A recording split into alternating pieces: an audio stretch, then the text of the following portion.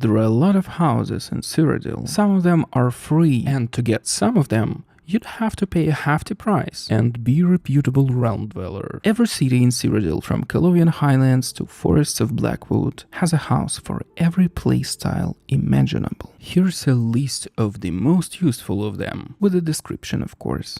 So, let's begin. Number 1. Frostcrag Spire. Free.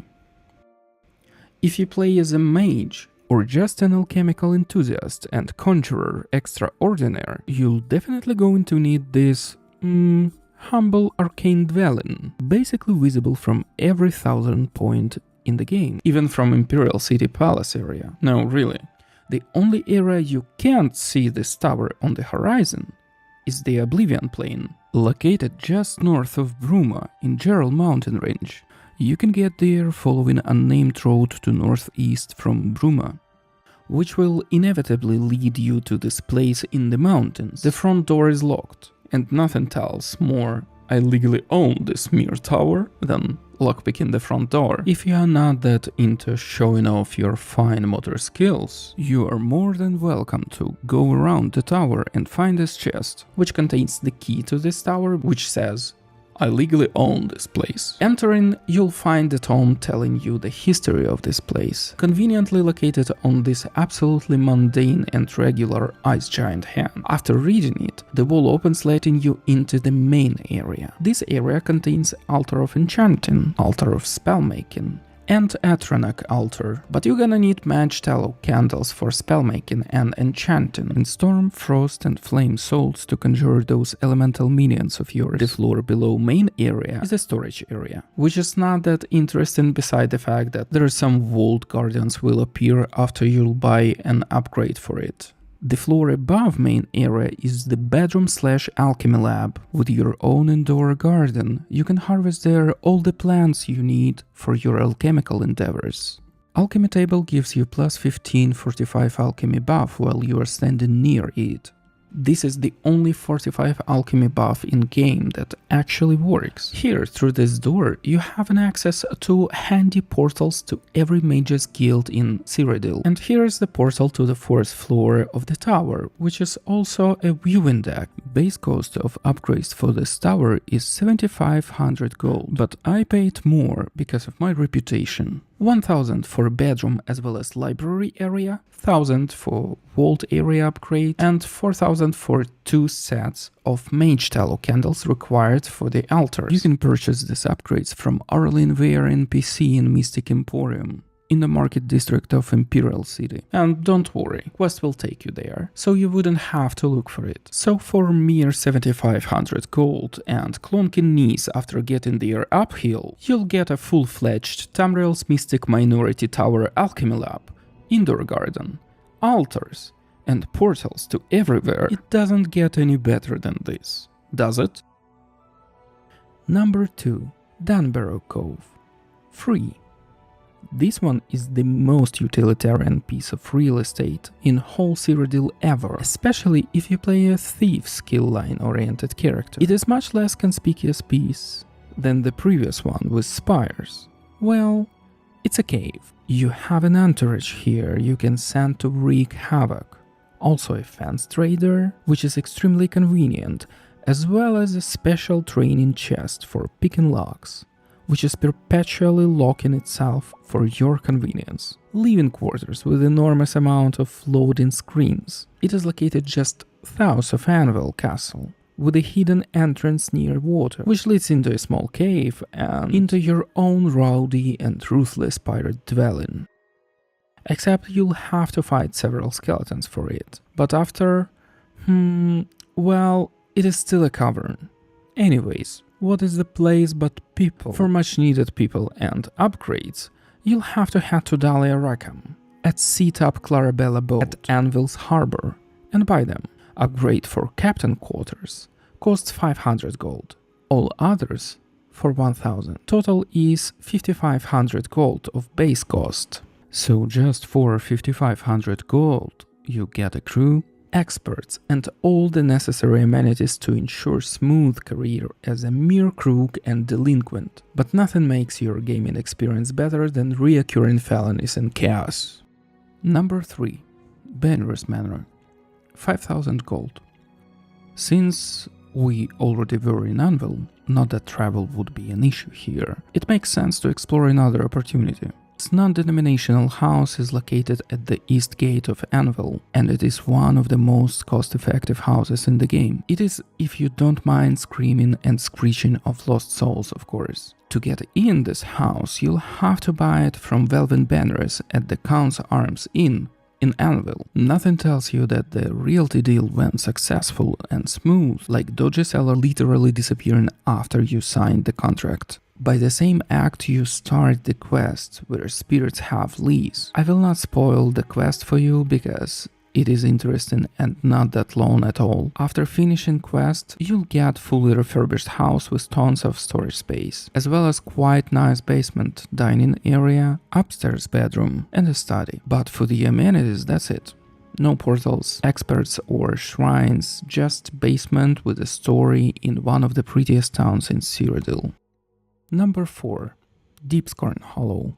Free. If you are into ghoulish Dark Brotherhood Assassin Vampire Princess playstyle, this hollow is definitely for you, because it's deep and it's for characters who has a serious disdain to society of normies, I guess. Well, anyways, it is located southeast of Leyawiin at the most southern part of the map. To get there, just leave Leyawiin from northeast gate and go south of Topple Bay from Black Marsh side, just to a small island with the wreckage. The entrance is underwater and hidden by an enormous hollowed log with a door just under this broken tower. After entering this absolutely not suspicious piece of local greenery underwater, you get a Deepscorn Hollow quest and can read about the history of this place from its previous owner's journal, which was conveniently placed by the entrance. It's quite interesting though, so I would recommend to unsheath your reading glasses for this. Going through the whole thing may take ages, and several doubts regarding whether having topographic cretinism is a bug or a feature of your system. But this place have its own altar to cities and baths with a cure for vampirism. So, you could dunk your enemies in its waters to take away such a blessing and be the one and only vampire angel princess. Great garden of poisonous plants though, cattle cell, whatever that would mean, and other amenities. To upgrade this place, quest leads you to Rowley Eardwolf at the Wavenet Inn, just outside of the Imperial City. You can buy all the necessary upgrades and items from him for your new Vampire Princess Evil Angel lair. Total base cost 15,250 gold for all the upgrades. Please keep in mind that all the prices in this video are the base price and actual items may cost more because of your reputation. I've spent 2,955 per upgrade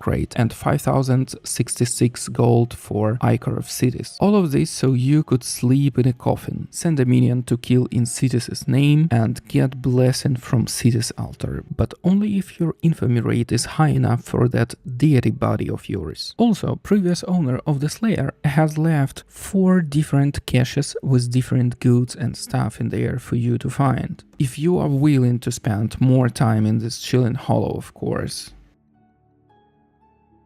Number 5. Rosethorn Hall. 2500 gold and 15 points of fame. This house is for nobility and it has a lot in common with this class. It's cute, has a maid, and a storage area, and pretty useless other than that. But it's like a Labubu at London Fashion Week. Not clear whether it's a statement or a special status symbol, but cute and in nice place. Nothing tells more. I have won capitalism in this game than this house, which could be quite healing for oneself, honestly.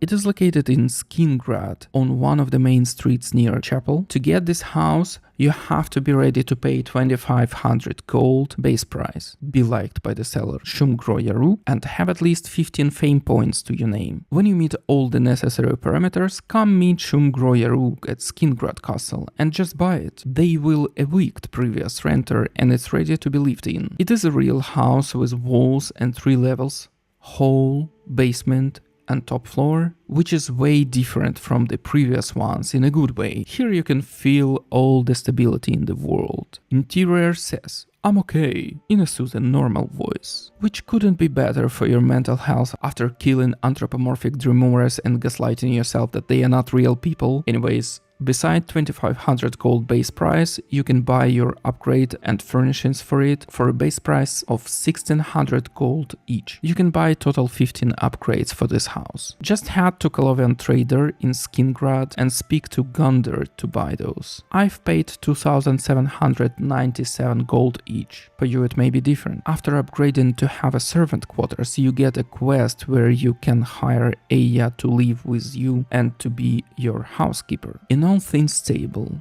this is a rustic but posh home with a housekeeper who gives you the food if you ask. Gorgeous location for city living, if that's what you need, of course.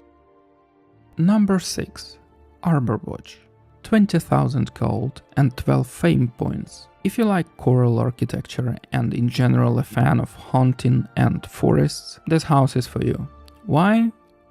Because it looks like a gamekeeper's house within the city, and not the evil kind, but just little bit magical forest person living in a city. Arborwatch is located on one of two main cul-de-sac-ish situations of the city, next to the Magic Guild building and huge tree. You can buy this rustic dendrophiles abode from Countess Ariana Valga in Coral's castle, but only if she likes you for 70 points and you have total 12 points of fame. Before that point, all the renowned dendrophiliacs of Cyrodiil live in Blackwood Forest or in some hollows, you know. Arborwatch is a real rustic, down-to-earth home with a charm. The house is divided by levels. It has Arborwatch Hall, Arborwatch Bedroom for family and friends, and master bedroom in Arborwatch Suite, with tons of storage units and charm. After making a purchase, you own the house and can go to see Ninus in Northern Goods and trade to buy some upgrades for various prices. For me it was an average of 3011 gold, but you can raise the trader's disposition and price will be much lower, somewhere around 1800 gold per upgrade. You can also buy servant quarters, but there is no servant for hire, so it's a hoax. All in all, it is good storage location without all those peculiar amenities which are available in other originally DLC'd homes. Number 7. Battlehorn Castle. Free.